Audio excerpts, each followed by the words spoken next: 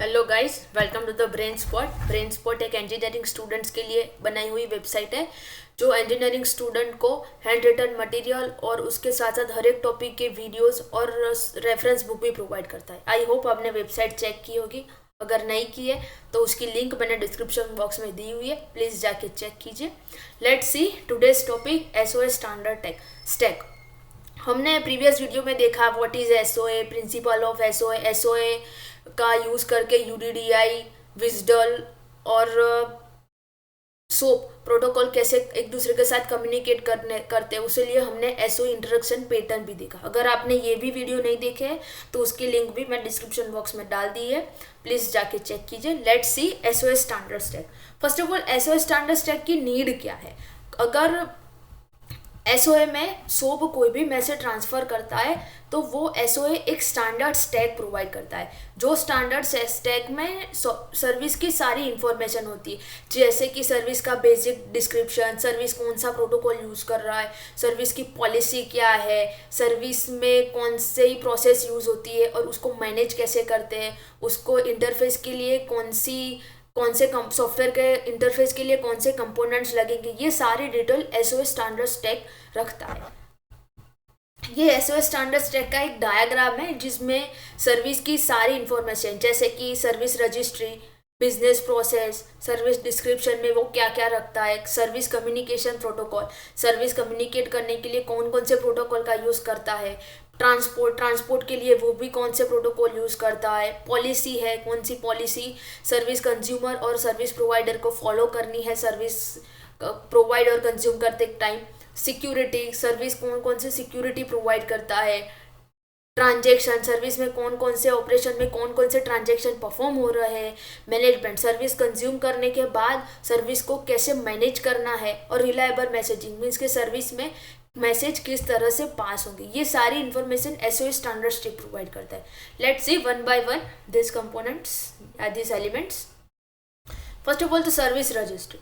Service registry में service के सारी बेसिक इंफॉर्मेशन होती है, जैसे कि name, number, phone number etcetera. Business process में एक बीपीएमएल करके लेयर होता है जो बिजनेस प्रोसेस मैनेजमेंट लेयर बोला जाता है। वो लेयर बिजनेस प्रोसेस या सर्विस प्रोसेस को कैसे मैनेज करते हैं वो सारी इंफॉर्मेशन प्रोवाइड करता है। सर्विस डिस्क्रिप्शन वो भी सर्विस की सारी डिटेल सर्विस कंज्यूमर को प्रोवाइड करता है, और सर्विस प्रोवाइडर भी सर्विस डिस्क्रिप्शन में वो सर्विस की सारी इंफॉर्मेशन डाल देता है। सर्विस कम्युनिकेशन प्रोटोकॉल, जैसे कोई भी सर्विस है तो उसमें डेटा ट्रांसफ़र किस तरह से होते हैं, उसमें कौन कौन से प्रोटोकॉल यूज़ होते हैं, वो सारी डिटेल सोप कम्युनिकेशन प्रोटोकॉल है। एक आरपीसी प्रोटोकॉल भी यूज़ होता है जिसे रिमोट प्रोसीजर कॉल कहते हैं, वो भी मैसेज ट्रांसफ़र के लिए यूज़ होता है। और अगर वो आरपीसी प्रोटोकॉल यूज़ नहीं कर रहा तो वो HTTPS जैसे प्रोटोकॉल भी यूज़ कर सकता है।